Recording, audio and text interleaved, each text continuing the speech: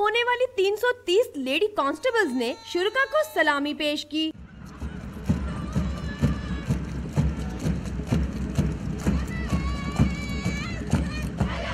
Police में शामिल होने वाली खवातीन ने फायरिंग के दौरान हदफ को ठीक ठीक निशाना बनाकर अपनी धाक बिठा दी।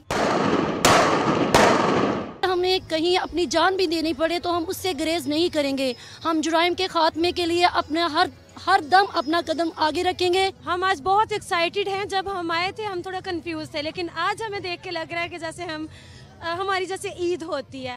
9 माह की तरबियत के दौरान कांस्टेबल्स को फायरिंग के अलावा कराटे और कमांडो ट्रेनिंग भी दी गई। अमली मैदान में कदम रखने वाली एहलकारों की हौसला अफजाई करते हुए आईजी ने इन्हें मेहनत और फर्ज शनासी की नसीहत की।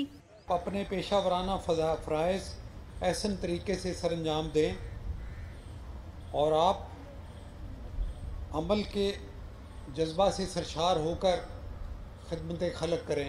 दौरान तरबियत नुमाया कारकर्दगी पर कांस्टेबल्स को शील्ड और नकद इनामात से भी नवाजा गया। पुलिस फोर्स में शमूलियत अख्तियार करने वाली इन खवातीन का अज़्म है कि वो सोनी धरती पर अमन का बोलबाला करने के लिए मर्दों से पीछे नहीं रहेंगी। कैमरामैन आरिफ अहमद के साथ किंजा मलिक, डॉन न्यूज़, लाहौर।